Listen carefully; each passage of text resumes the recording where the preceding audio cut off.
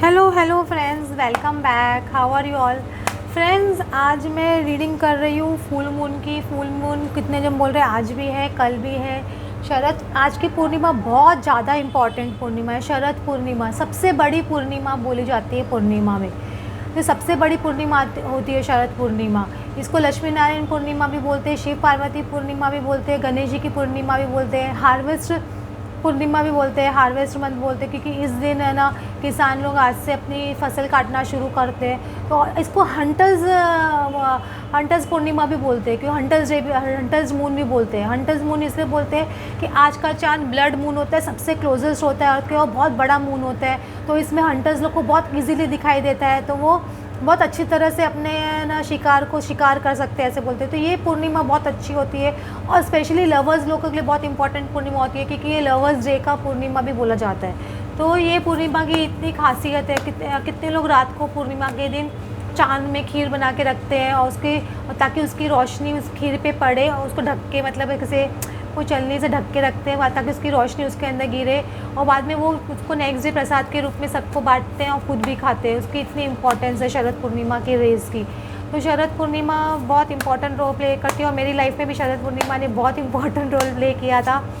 तो ये बोल सकते हो मेरी लाइफ में, मेरी डीएम से जो थे ना, स्टार्टिंग में अफेयर स्टार्ट हुआ, वो फर्स्ट डे वो शरद पूर्णिमा था, उसी दिन, ऐसे बोल सकते हो।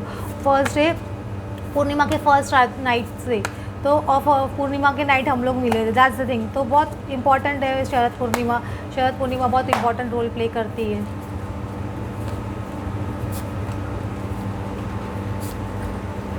देखो पूर्णिमा के दिन की एनर्जी हम लोग आज देख रहे हैं, 8 ऑफ पेंटिकल्स।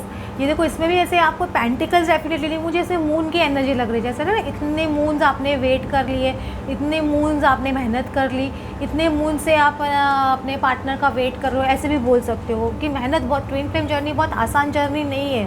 कुछ लोग बोलते हैं मेहनत, इतनी मेहनत कर रहे हैं, कुछ रिजल्ट नहीं मिल रहा है, ये नहीं है। आप रिजल्ट के एक्सपेक्टेशन से करोगे तो कभी भी रिजल्ट नहीं मिलेगा। एक्सपेक्टेशन रखनी ही नहीं है, नो एक्सपेक्टेशन एट ऑल। ये विदाउट एक्सपेक्टेशन के साथ में चलिए लाइफ में, कि गॉड जो कर रहा है वो राइट कर रहा है। और कितनी बार हम यूनियन में क्यों नहीं आते, आपको पता है ना, कि जब तक हम, गॉड को पता है कि अगर अभी इस वक्त यूनियन में आएंगे तो कुछ ना कुछ अलग हो जाएंगे, या झगड़ा हो जाएगा, या कुछ ना कुछ प्रॉब्लम्स क्रिएट हो जाएंगी, क्योंकि आप लोग अभी तक बैलेंस नहीं हुए, आपके कर्मास अभी तक क्लियर नहीं हुए, आपके अभी तक लेयर्स उतरी नहीं है, आपके पार्टनर्स अभी कुछ लेसन सीखे नहीं है, या कुछ लेसन आपने नहीं सीखे। तो ये सब चीज़ जब तक कंप्लीट नहीं होगा ना, तब तक डिवाइन टाइमिंग नहीं आती है। इसलिए आप लोग ये कंप्लेनिंग का, सबसे पहले तो कंप्लेनिंग प्रॉब्लम छोड़ो, विक्टिम मेंटालिटी छोड़ो, ये सब चीज़ से बाहर निकलो। पहले तो आप ये सब चीज़ें, बेसिक चीज़ों से ही बाहर नहीं निकल रहे हो, और आप लोग एक्सपेक्ट करते हो यूनियन का। यूनियन एक्सपेक्टेशन सबकी होती है, ऑफकोर्स सब जन यूनियन की लालच में ही करते हैं, लेकिन एक गॉड से कनेक्शन होना भी बहुत स्ट्रॉन्ग ज़रूरी है, अपनी लेयर्स उतारना बहुत ज़रूरी है। क्योंकि भाई साहब बहनों, आप एक स्पिरिचुअल अवेकनिंग में आ चुके हो, और ये जर्नी में चल चुके हो। आप लोग ने चूज़ नहीं किया, मतलब गॉड ने आपको चूज़ किया, लेकिन आप कॉन्ट्रैक्ट बना के आए हो गॉड के साथ में, और आप वो कॉन्ट्रैक्ट तोड़ भी नहीं सकते हो। आप कोशिश भी कर लो, भाग जाओ ये सब चीज़ें सिचुएशन से, तो भी वापस आना ही पड़ेगा। देखो 6 ऑफ कप्स, मतलब रिटर्न होने का कार्ड है। आप लोग को रिटर्न होना पड़ेगा, आपके पर्सन को भी आपके पास रिटर्न होना पड़ेगा। क्यों? ये ट्रू लव है, ये ट्रू लव है। आप लोग समझिए, मैं बार बार समझाने की कोशिश करती हूँ, ये एक इक्वल गिव एंड टेक का रिलेशनशिप होगा। आपको लगता है नहीं होगा, 5 ऑफ कप्स के एनर्जी में आपके पर्सन है, वो अभी बहुत ज़्यादा गिल्टी फील कर रहे हैं। और कुछ लोगों के पास ऐसा हो सकता है कि बहुत ज़्यादा गिल्टी फील कर रहे हैं कि उन्होंने आपके साथ में वो गिव एंड टेक रिलेशनशिप नहीं रखा जो आप डिज़र्व करते हो। तो वो नॉस्टैल्जिक फील कर रहे हैं, क्योंकि आज का मून ही ऐसा है कि उनको बहुत ज़्यादा नॉस्टैल्जिक फील कराएगा। हो सकता है कि कुछ लोगों के पार्टनर उनको कॉन्टैक्ट भी कर ले। 6 ऑफ कप्स का कार्ड है, बहुत स्ट्रॉन्ग पॉसिबिलिटी है। और डेथ और रीबर्थ का कार्ड है ये। डेथ और रीबर्थ भी बोलते हैं ना, आपके पर्सन ट्रांसफॉर्मेशन से डेफिनेटली गुजर रहे हैं। डेथ मतलब उनकी ईगो की डेथ, उनके ओल्ड सेल्फ की डेथ, और उनका एक न्यू पर्सन डेवलप हो रहे हैं। न्यू पर्सन, आपके पर्सन न्यू रीबर्थ हो रहा है उनका। समझ लो कितने लोगों को हो सकता है रीबर्थ के साइंस मिल रहे हो, किसी के बच्चे होने की खबर मिली हो, ऐसा कुछ आपको मिल सकता है। तो समझ लीजिए कि आपके पर्सन का रीबर्थ चालू है। या आपने कहीं बर्ड्स को देखा है, किसी को ना उसका बच्चा जन्म लेते हुए और उसको गंडे से बाहर निकलते हुए आपने देखा हो, ये सब ऐसी कोई चीज़ आपने देखी हो, तो मतलब आपके पर्सन रीबर्थ के प्रोसेस में, ये आपका साइन है। गॉड आपको, यूनिवर्स ऐसे साइंस देते हैं। और 5 ऑफ सॉर्ड्स, आपके पर्सन अभी बहुत ज़्यादा परेशान हो रहे हैं कि कैसे इस रिलेशनशिप को कमिटमेंट लेवल तक लेके आऊँ या लेके जाऊँ, ये डेफिनेटली उनके माइंड में है। वो ये चीज़ उनको बहुत ज़्यादा परेशान कर रही है आपके पर्सन को। देखो डोरबेल भी बजी है, कन्फर्मेशन आ चुकी है। ये पर्सन आपके डेफिनेटली ये सब चीज़ सोच रहे हैं।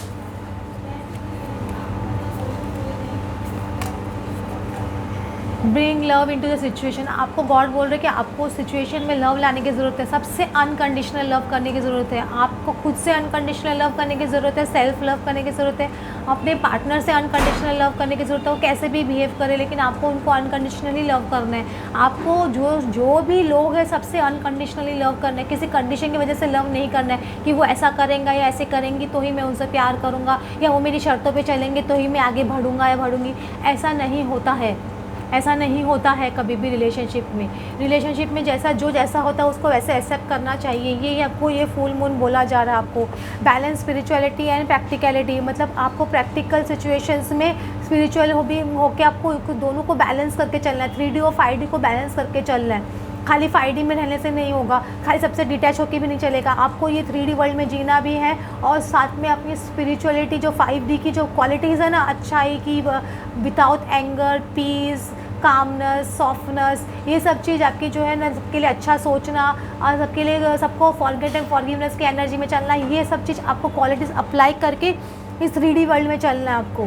समझ रहे हो? तभी आपको बैलेंस, कंप्लीट बैलेंस आ सकेगा। क्योंकि पहले आप 5D में तो बैलेंस हो जाते हो, सब कुछ कर लेते हो, लेकिन जब 3D में यही सब चीज़ अप्लाई करने की बात आती है तो बहुत डिफिकल्ट हो जाता है। आप वापस अपना टेम्पर लूज़ कर देते हो और वापस आप फियर की एनर्जी में आ जाते हो, वापस है ना कर्स करने की एनर्जी में आ जाते हो। ये सब चीज़ आपको नहीं करनी है। आपको यही सब चीज़ जो 5D में आप सोचते हो ना, वैसे जैसे ही सेम चीज़ आपको 3D में अप्लाई करनी है। कोई बुरा भी कर रहा है तो उनको कर्ज नहीं करना है, उनको बोलना है God bless you, thank you, आपने मेरा कर्मा क्लियर किया।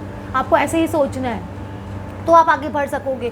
मैंने एक बीके शिवानी का बहुत अच्छा वीडियो देखा था, मैं कर्मा क्लिनजिंग के लिए, मैं हो सकेगा तो उसका लिंक करना मैं कम्युनिटी पोस्ट में डाल दूँगी या इसमें डाल दूँगी, तो आप लोग वो वीडियो डेफिनेटली देखिएगा। आपको उससे बहुत ज़्यादा क्लैरिटी मिलेगी कर्मा क्लिनजिंग के लिए, जो मैं बार बार आप लोगों को बोलती रहती हूँ।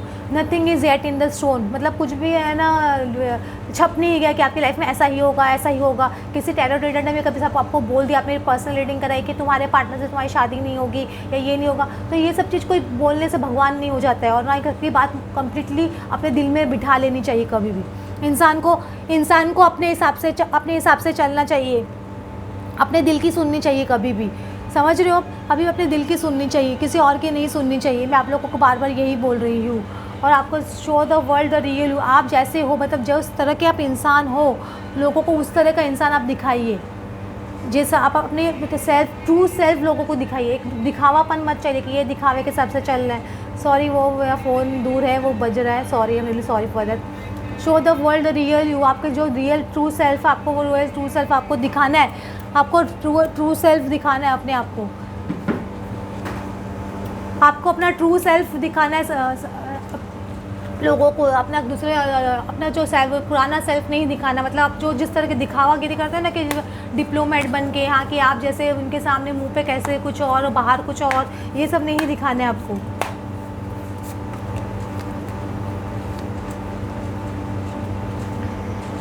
देखो आपका एक्चुअली अवेयरनेस का कार्ड रिवर्स आ रहा है। एक्चुअली अभी थोड़ा अवेयरनेस मुझे लग रहा है कि आपके अंदर या आपके पार्टनर के अंदर थोड़ी कम हो सकती है अभी एट प्रेजेंट। मुझे ऐसे लग रहा है जितनी अवेयरनेस हो थी उतनी शायद अभी नहीं हो एट प्रेजेंट, ऐसे मुझे से लग रहा है कि अवेयरनेस का कार्ड थोड़ा रिवर्स में खुला है।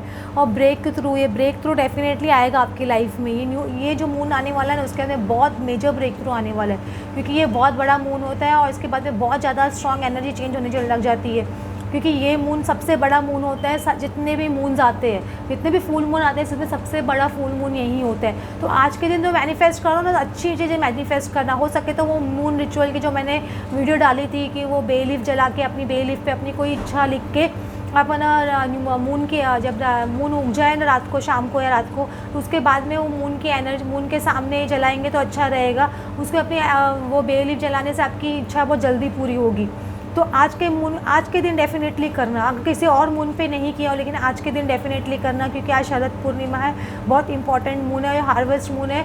ये फसल काटने का मून है। ऐसे बोलते हैं ना, फसल काटने का वो किसान लोग तैयारी करते हैं, तो आपकी भी फसल कटे। इस तरह से आप गॉड से प्रार्थना करो कि अभी आप जो जितने सीड्स बोए हैं उसका फल अभी आज को आपको दे।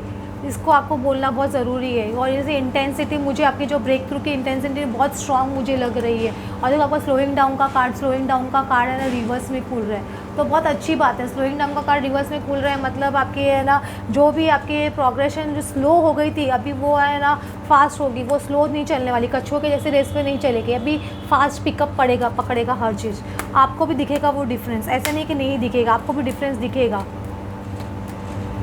देखो आपका हाउस का कार्ड आ रहा है, आपके पर्सन के दिमाग में डेफिनेटली कुछ हाउस चल रहा है, या उनके हाउस में कुछ प्रॉब्लम चल रही है, उनके हाउस वाले को कुछ ना कुछ डिस्कशन डेफिनेटली चल रहा है, समथिंग रिलेटेड टू हाउस। आपके हाउस में भी हो सकता है कुछ ना कुछ ऐसे चल रहा है। कॉफिंग का कार्ड आ रहा है, तो उनकी कंडीशन अभी ऐसे बहुत ज़्यादा अच्छी नहीं है, मुझे ऐसे लग रहा है। या हो सकता है उनके जो भी ईगो है, ईगो डेथ हो रही है, उनका ट्रांसफॉर्मेशन बार बार चल रहा है। आपको बोल रही हूँ उनका ट्रांसफॉर्मेशन आ रहा है, उनका ब्रेक थ्रू आ रहा है, तो उनकी पर्सन के आपके डेफिनेटली कुछ ना कुछ ईगो डेथ डेफिनेटली चल रही है उनके घर में, मुझे ऐसे लग रहा है। और मैसेज ऑफ कंसर्न, मुझे आपको लगता है कि पर्सन को कुछ आपके पर्सन के थ्रू कुछ मैसेज मिल सकता है। आप दोनों की कुछ काउंसलिंग हो सकती है, मतलब साथ में बैठ के। सपोज आप दोनों हस्बैंड वाइफ हो, आप दोनों अलग होने की कोशिश कर रहे थे, या आपके पर्सन अलग होने की कोशिश कर रहे थे, कुछ मुझे काउंसलिंग होती हुई दिख रही है। और सपोज़ आपके पर्सन थर्ड पार्टी में जैसे मैरिज है, तो उनकी कुछ काउंसलिंग होते हुए उनसे दिख रही है, मतलब ऐसे लीगली कुछ काउंसलिंग होती हुई दिख रही है। या हो सकता है अगर सपोज़ आप लोग की शादी नहीं है, तो फिर शादी नहीं हुई हुई, आप लोग दोनों सिंगल है, तो बीच में कोई पर्सन पढ़ के आपसे दोनों की बातचीत कराने की कोशिश करे, ये भी बहुत स्ट्रॉन्ग पॉसिबिलिटी हो सकती है। ओके फ्रेंड्स, होप आपको आपकी मून की एनर्जी आज समझ नहीं आई होगी क्या है। और हो सके तो आज के दिन है ना पॉजिटिव सोचिए, पॉजिटिव बोलिए, क्योंकि मून बहुत मैनिफेस्टेशन वाला मून है। और नेगेटिव मत सोचिए। अगर सपोज आपको बॉडी में बहुत ज़्यादा पेन आ रहा है, या कुछ भी आपको कभी कभी ऐसे बहुत ड्राउजीनेस भी फील हो सकता है, आपको लग रहा है कि आप नशे में चल रहे हो, कि बहुत ज़्यादा नींद में चल रहे हो, इस तरह से भी आपको फील हो सकता है ये मून की एनर्जी की वजह से, क्योंकि एसेंशन चलता रहता है। तो एसेंशन में ये सब चीज़ फील होना बहुत कॉमन है। तो आपको ये सब चीज़ डिजीनेस बहुत ज़्यादा लगे और ये सब चीज़ लगे, तो फिक्र मत कीजिएगा, क्योंकि जब एसेंशन प्रोसेस है तो आप एक लेवल हाई पे जा रहे हो, आपकी एक बोलते हैं ना ब्लॉकेजेस रिमूव हो रही, तो इसमें ऐसे सब होता है। होप आपको क्लैरिटी मिली होगी। Thanks for watching, thank you.